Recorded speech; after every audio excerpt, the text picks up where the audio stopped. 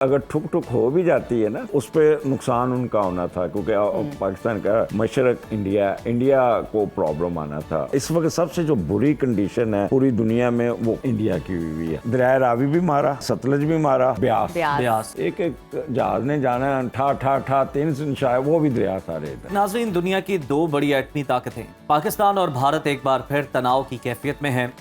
कश्मीर से शुरू होने वाला तनाज़ा सिफारती, तिजारती और अवामी सतह पर ताल्लुकात को मुतासर कर रहा है। दोनों मुल्कों की तारीख देखें तो हर कशीदगी के बाद उम्मीद की एक किरण भी ज़रूर नज़र आती है। कभी क्रिकेट डिप्लोमेसी, कभी तजारती मुज़ाकरात और कभी अवामी सतह पर नरम रवैया। लेकिन क्या इस बार भी दोनों मुल्कों के जो सितारे हैं वो किसी बात पे ठहराव जाहिर कर रहे हैं, दिखा रहे हैं? कोई होगा समझौता? ये देखने की ज़रूरत है। मुस्तकबिल में दोनों ममालिक के दरमियान कशीदगी आखिर बढ़ने जा रही है या फिर बातचीत के दरवाजे खुलेंगे? क्या क़यादत की तब्दीली दोनों ममालिक को करीब ला सकती है? सारे मामले में आलमी ताकतों का क्या रोल होगा, ये बड़ा इंपॉर्टेंट है। इन तमाम पहलुओं पर बात कर लेते हैं। स्टूडियोज़ में हमें ज्वाइन किया मारूफ एस्ट्रोलॉजर अजमल रहीम साहब ने। अजमल साहब, आपको खुशामदीद कहते हैं प्रोग्राम में। सर, फल्कियाती लिहाज से अगर देखा जाए, क्या इस वक्त पाकिस्तान और भारत इनके दरमियान कशीदगी में इजाफा होता हुआ आपको नजर आ रहा है या फिर मामलात संभल जाएंगे थोड़ी देर बाद? अच्छा, थैंक यू वेरी मच। आपने बड़ा अच्छा और टाइम पे ये प्रोग्राम किया और लोग काफ़ी इस पे अपसेट भी हैं। और पहले अगर आप इजाज़त दें तो मैं पाकिस्तान का हारोस्कोप डिस्प्ले करना चाहता हूँ। अगर उसको डिस्प्ले कर, उसमें देखें पाकिस्तान के सेंडेंट जो है ना, पाकिस्तान लियो है भाई। लियो आपको पता है काफ़ी शेर भी है और ग्रेसफुल लोग होते हैं। तो हम लोग वैसे भी शेरों की तरह जीने वाले लोग हैं। और लहरा बात है, काम नहीं करते, लेकिन जब हम लड़ाई पे आ जाते हैं ना तो फिर अब जैसे पूरी कौम यूनाइटेड हुई है, ठीक है। तो सन मरकरी और वीनस और सैटर्न आपके सेंडेंट में, ठीक है। 4 सियारे लेके इतना दिमाग। आपने देखा कभी गांव में भी चले जाए ना तो कोई बंदा बैठा हो तो वो बड़ी सियानी बातें करता है, लंबी करता है। तो इसलिए हम सियाने भी बहुत हैं, ठीक है। और डर खौफ कोई नहीं है। और उसके अलावा इस वक्त जो सन इस वक्त टॉरस में आया तो राहु के नीचे आया 21 को। तो 21 से फिर ये एक प्रेशर आना शुरू हुआ और सन डील करता है मशरक को। मैं टेक्निकली बात कर रहा हूँ कि हवा में नहीं छोड़ रहा। अच्छा। जैसे आजकल यूट्यूब में बिल्कुल, हम इसलिए डिस्प्ले भी कर रहे हैं ताकि नाज़रीन को भी दिखा सकें। तो वो उससे ना मशरक की तरफ से अनसर्टेनिटी शुरू हो गई। और ये रोज़ रात को ये होता था कि आज रात जंग होगी, ये जंग होगी। मैंने 2-3 टीवी पे भी वीलॉग किया। मैंने कहा अगर तो 30 की रात गुजर गई जी, ठीक है ना, तो इंशाल्लाह फिर जंग नहीं होगी। क्योंकि उसकी वजह था कि सन राहु के नीचे टॉरस में, और टॉरस का मीडिएटर फंसा हुआ था, वो भी राहु नेटल के राहु के नीचे, सॉरी ट्रांजिट के राहु के नीचे फंसा हुआ था।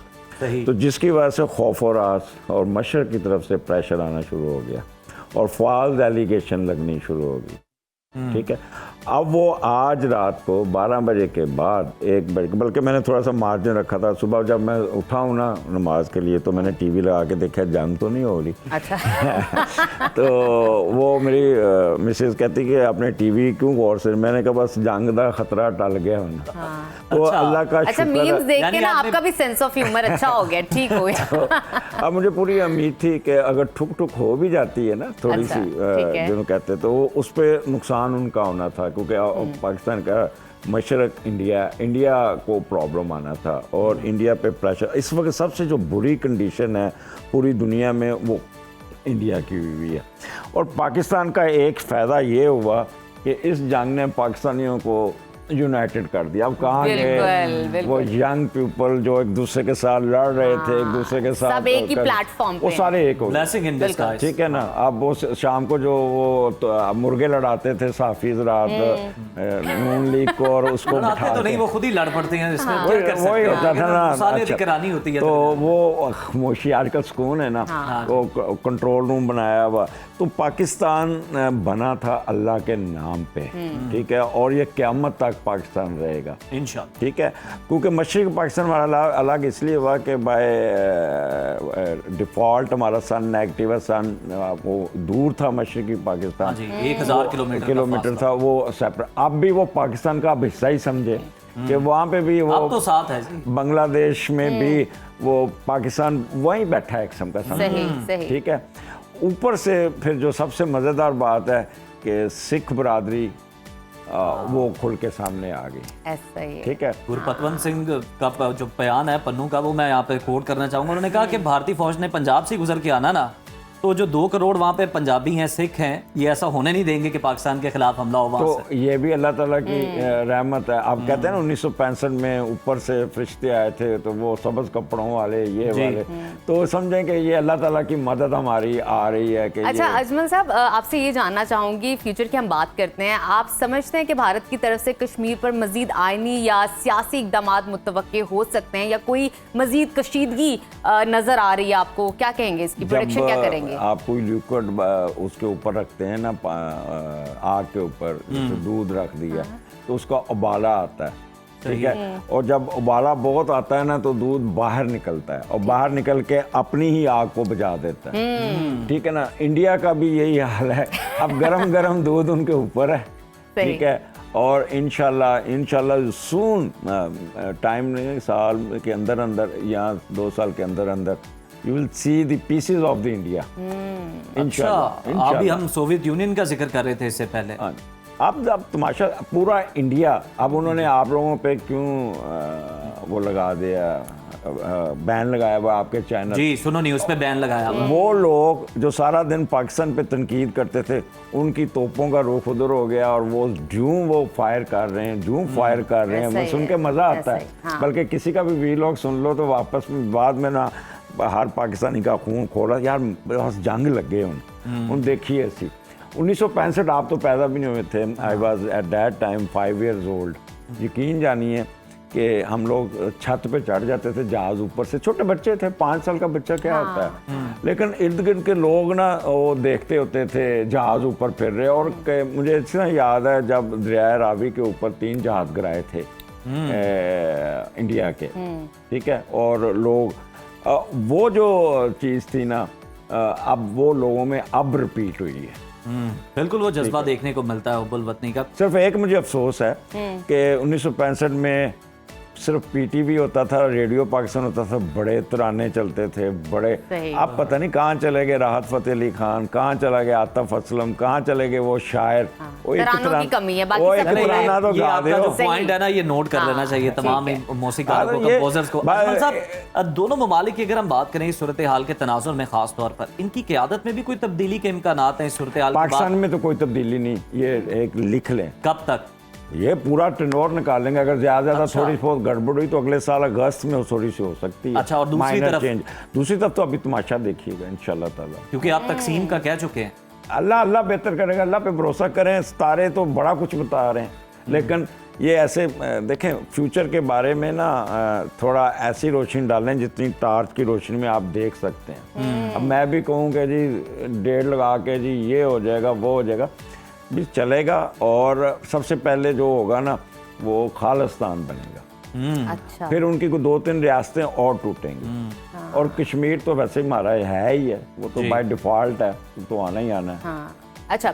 अच्छा, बात कर लेते हैं 2025 से 2030 के दौरानिए को, टाइम फ्रेम को डिस्कस कर लेते हैं। आप क्या समझते हैं कि कोई सरहदी तसादुम हो सकता है, किसी तरफ इशारा है, कोई प्रोडक्शन है इस हवाले से? तसादुम तो शुरू हो चुका है, लिपा वैली में, छम जोड़ में रात सारे वो चल रहे हैं, जहाज हवाओं में है, और फायरिंग हो रही है, सब कुछ हो रहा है। तसादुम तो शुरू है, स्टार्ट हो गया, और इसमें मजीद कशीदगी होगी या नहीं? वो उनकी हिम्मत नहीं पड़ रही। और अच्छा। परसों रात को रफील त्यारे उड़े हैं, जैसे F-16 आए दौड़ गए।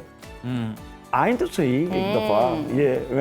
ये जो मैंने बात की ना, एज एस्ट्रोलॉजर नहीं की, एज ए पाकिस्तानी। अच्छा, ये ठीक है, दोनों ही आए तो सही, फिर दोबारा चाय पिलाते हैं। जो है ना एटमी कुव्वत है, तो मौजूदा सूरत हाल में आलमी कुव्वतें, खास तौर पर अमेरिका, चीन, सऊदी अरब, अक़वाम मुत्तहिदा, इनके किरदार को आप सितारों की रोशनी में कैसे देखते हैं? ये सारे लोटे हैं, ये मफादात की जंग लड़ते हैं, उनको कोई ऐसे नहीं है। आज उनको जरूरत पड़ जाए तो पाकिस्तान के पीछे पीछे होंगे, लेकिन इस वक्त पाकिस्तान का केस मजबूत है। और एक मेन सवाल आपने पानी का पूछा ही नहीं। पानी का भी आपसे पूछ लेते हैं वाली सिंध आस मुआहदे वाला।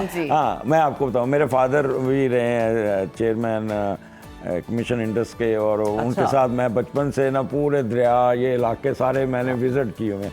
आपको थोड़ा सा बताऊं, सबसे बड़ा दरिया हमारा सिंध है जी और इंडिया में वो 35 किलोमीटर होके आता है गुजर के, और वहाँ पे सिर्फ 8,000 क्यूसेक पानी आता है उस वक्त। बाकी हमारा कैचमेंट एरिया पाकिस्तान में, ठीक है। लद्दाख एरिया जहाँ पे वो डैम बना सकते हैं, वो इतना कॉस्टली डैम होगा जो 20 साल में बन सकता है, वो कर नहीं सकते। लिहाजा दरिया सिंध सिक्योर, ठीक है। दरिया झेलम साथ ही पाकिस्तान पीछे, उन्होंने उरी डैम बनाया हुआ, उस 2 दिन पानी स्टोर कर सकते हैं। और एक और डैम है इस्लामाबाद डैम, कोई वो पानी भी 3 दिन से ज़्यादा स्टोर, क्योंकि कमीशन ने इनको ज़्यादा हाइट बनाने नहीं दी। अगर वो पाकिस्तान का पानी रोकते तो उनकी बिजली कहाँ से बनेगी? पानी तो निकालना है ना टर्बाइनों से, जी। और वो पहाड़ों से नहरें निकाल के तो नहीं लेके जा सकते। तो झेलम सिक्योर। उसके बाद आ गया आपका ये दरिया जनाब, और दरिया चनाब का पानी वो सलाल बंद, वो ज़्यादा से ज़्यादा 1 महीने का वो स्टोर कर सकते हैं, ठीक है। और उसके बाद पानी रोक नहीं सकते वो, उनके अपना फ्लड आ जाएगा। देखिए जब मानसून आता है तो पानी वो खोलते हैं ना, उन्होंने ये इसलिए सिंतास रोका है कि उधर की हमारी इंस्पेक्शन ना कर सकें, हम जो अपना कुछ कर लें, क्योंकि वो they are duty bound to inform Pakistan कि हम डैम बनाने लगे हैं या पानी इतना छोड़ने लगे हैं। अच्छा, अगर वो फर्ज करें ये खत्म हो जाता है, हाँ, ये सिंतास जो कि प्रैक्टिकल मुमकिन नहीं है, नहीं, हाँ। फर्ज करें, ठीक है, ठीक। फिर दरिया रावी भी मारा, दरिया सतलज भी मारा, और एक दरिया दूसरा रह गया बंद, जो कि रावी, सतलुज और ब्यास। ब्यास। हाँ। एक जहाज ने जाना है ठा 3 शायद, वो भी दरिया सारे इधर। चले अजमल साहब, ये तो तय हो गया ना कि ये तो सिक्योर है, ये भूल जाए हाँ, पाकिस्तान मतलब का पानी नहीं रोक सकते, पाकिस्तान का अगर हारोस्कोप देखे ना तो सबसे स्ट्रॉन्ग चीज मार्स है और मून है। अच्छा, ये और मून इसी डील करता नुक्ते की है तरफ पानी अजमल को। साहब मैं आना आपने चाहता हूं देखी कि होगी कि एक इंडियन वुमेन ने यूके के अंदर कहा कि हम पानी की बोतल हाथ में पकड़ के कि हम पानी बंद कर देंगे, तो चाय कैसे बनाओगे?